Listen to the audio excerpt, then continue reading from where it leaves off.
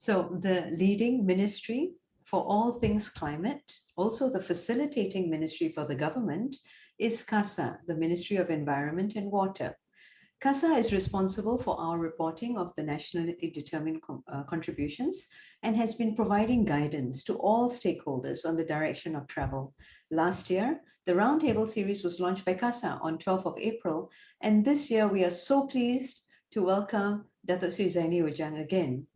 Datuk Seri Engineer Dr. Zaini Ujang is a national figure for his contributions as a public administrator, professional environmental engineer, academician, innovator, author. I personally have a book of his poetry, and of course, an environmentalist. It gives us great pleasure to welcome Datuk Seri Dr. Zaini Ujang. Bismillahirrahmanirrahim. Assalamualaikum warahmatullahi wabarakatuh and very good morning. Yang Mulia Datuk Tengku Muhammad Taufik Tengku Aziz, Chairman CEO Action Network. Yang berbahagia Datin Sri Sunita Rajakumar, Chairperson Climate Governance Malaysia. Distinguished speakers, ladies and gentlemen. First of all, I would like to express my appreciation to Climate Governance Malaysia and CEO Action Network, CAN, for inviting me to deliver a keynote address for the launch of the 2020 Roundtable Series exploring a low-emission pathway for Malaysia. The Ministry of Environment and Water welcomes private sector's initiative in organizing this roundtable session in conjunction with the Earth Day 2022. At the same time, the Ministry welcomes the launching on the report of proceedings of the Roundtable Sessions 2021 as a private sector initiative to address climate change. Ladies and gentlemen, climate change is a pertinent issue that cannot be ignored, as the impacts of climate change are global in scope and it is unprecedented in scale. The findings of the first working group of the Intergovernmental Panel on Climate Change, IPCC, on August 9, 2021, concluded that the global average temperature has recorded an increase of 1.1 degrees Celsius as compared to pre-industrial level due to anthropogenic activities.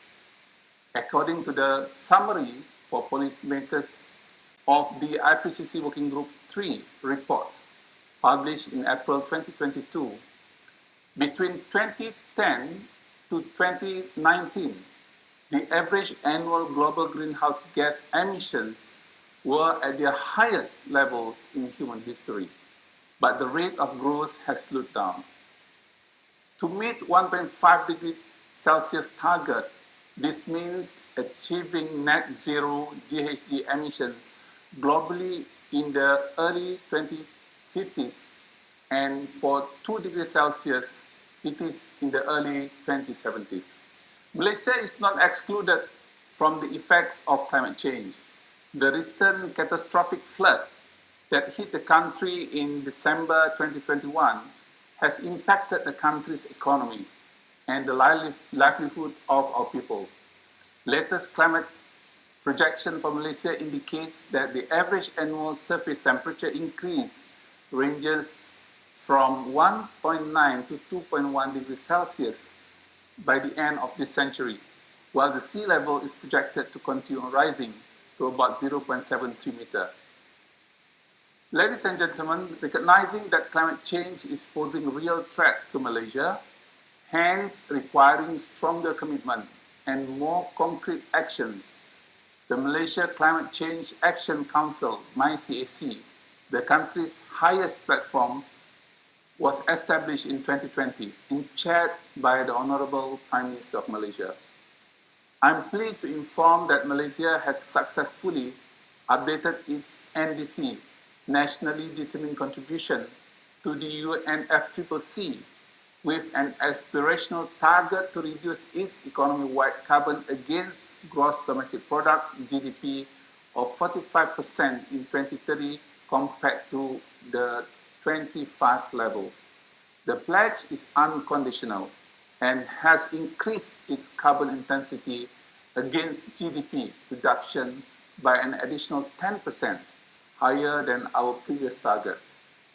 During the announcement of the 12 Nation Plan on 27 September 2021, the Prime Minister also had announced the national aspiration to achieve net zero GHG emission earliest by 2050.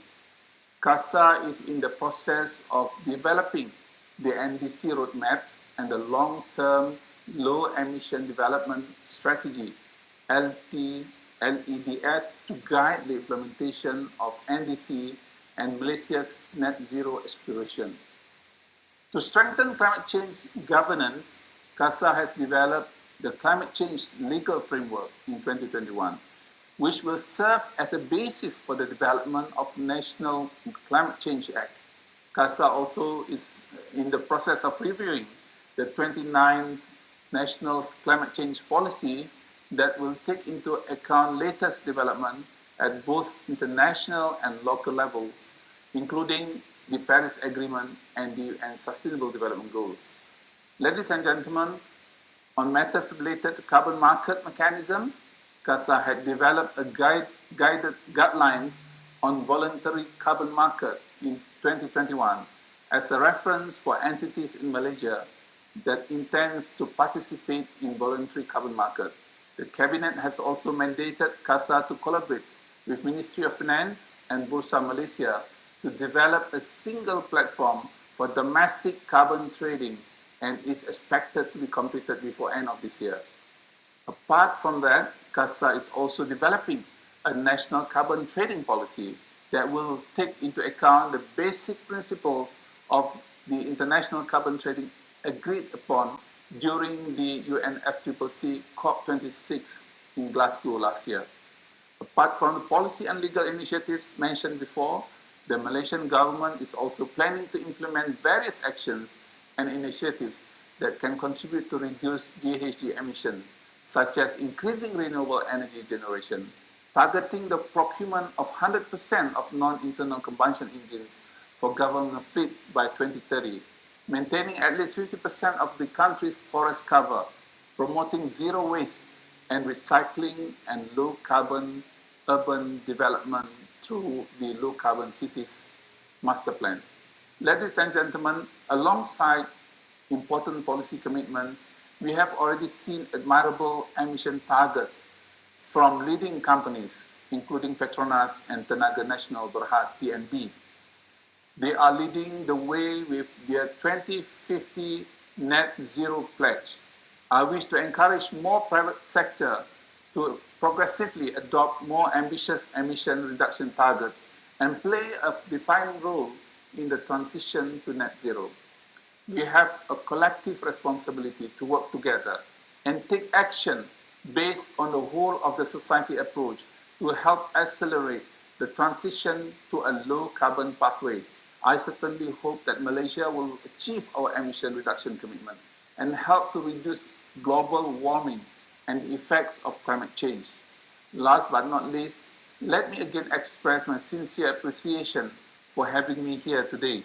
I wish all of you a fruitful discussion and hope that this roundtable discussion will provide a platform to discuss and share your insights on climate change related issues. Thank you. Assalamualaikum warahmatullahi wabarakatuh.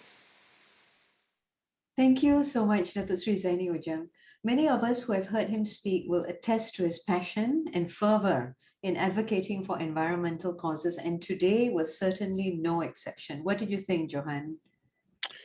Yeah, I was quite touched by that. Really, you know, his involvement in this has been very crucial. Wouldn't have got this far without him.